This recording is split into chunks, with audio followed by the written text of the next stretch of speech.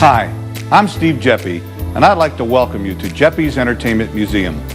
In 1974, I quit my job as a letter carrier at the U.S. Postal Service and opened a small comic book store in the basement of a TV repair shop.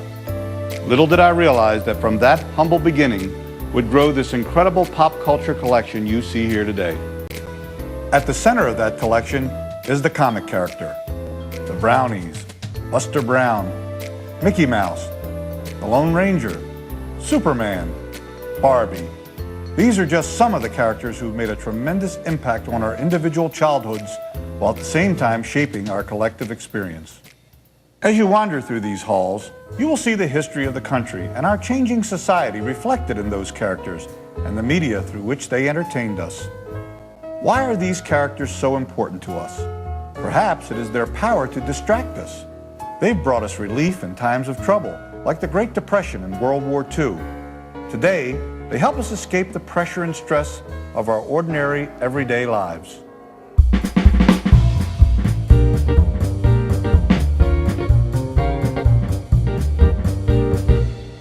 Hi, my name is Andy Hirschberger, and I'm the Associate Curator at Geppi's Entertainment Museum, and this is Cool Collectibles at Kids Corner.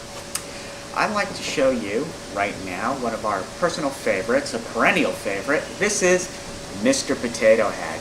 Except he probably doesn't look exactly like your Mr. Potato Head or Toy Story's Mr. Potato Head. This is an early 1968 version. And this isn't even the earliest version of Mr. Potato Head. Do you know what you would get in the first box of Mr. Potato Head? This. That's right. Just things to put into a real potato.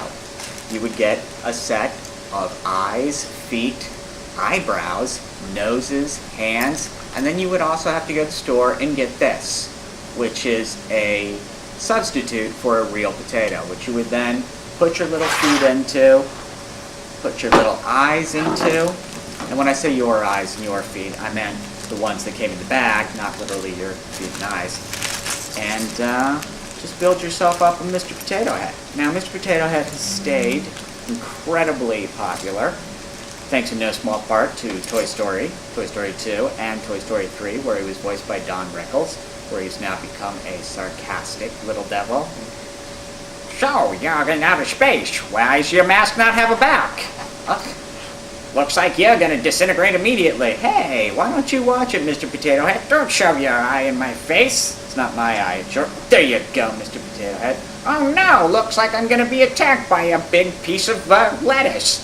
I'm not lettuce, I'm a... This Mr. Potato Head is from Mr. Potato Head on the Moon. And as you can see, Mr. Potato Head has got a little dancing stick, a straw hat, and dancing shoes. Mr. Potato Head is a born dancer. This one is a born hopper, because he's only got 1 foot and 2 eyes. Sort of like a Sesame Street puppet, almost expecting to go womp, womp, womp.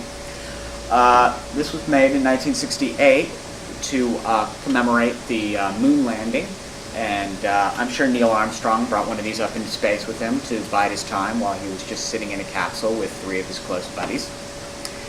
Of course, their capsule didn't look like a cucumber, because in Mr. Potato's universe, everything is a vegetable. What Mr. Potato Head's best gift was to discourage children from actually eating their vegetables, because they now knew that their cucumber was actually a rocket ship. Mr. Potato Head was alive, and so was the green pepper that they didn't want to eat anyways, Mr. Potato Head has remained popular, but in the 70s and 80s he became sort of more of a generic character. Just one basic form, Mr. Potato Head with his interchangeable eyes. Mrs. Potato Head, and that seemed to be it.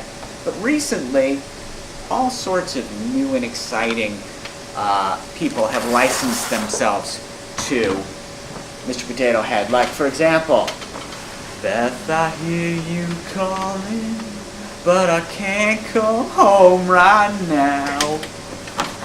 Me and the boys are playing, and we just can't find the sound. That's Peter Criss. These are the Kiss Mr. Potato Heads. You have Paul Stanley, Gene Simmons, Ace Frehley, and of course, Peter Criss the author of Beth, the highest ranking American single for the rock band Kiss. And this is the Kiss Army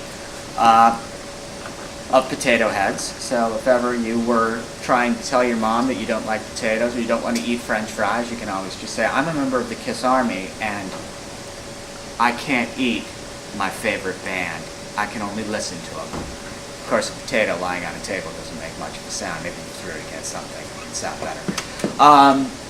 Anyway, so Mr. Potato Head is still around, still popular. Well, that's it for today from Cool Kids Collectibles. Make sure we were filmed at Geppi's Comic World in Geppi's Entertainment Museum. These items are on display at Geppi's Entertainment Museum, so come on down, have a look, see vintage, see contemporary. We have the entire spectrum of the toy universe. Come on. These characters have played a large and largely unrecognized role in our education. Batman comic books helped me to learn to read when I was 5 years old. Thanks, big guy. That experience fostered a lifelong love of reading. I had dreamed of creating this museum for almost 30 years, but where to build it? When I toured Camden Station for the first time in 2003, I realized I had finally found the home these characters so richly deserved. Abraham Lincoln passed through this building 4 times. When Babe Ruth left his boyhood home of Baltimore to play for the Boston Red Sox, he took a train from this very station. Today, the first floor houses Sports Legends at Camden Yards, a museum which chronicles the history of Maryland sports. If there is a more appropriate place to display the history of pop culture in America, I can't think of it.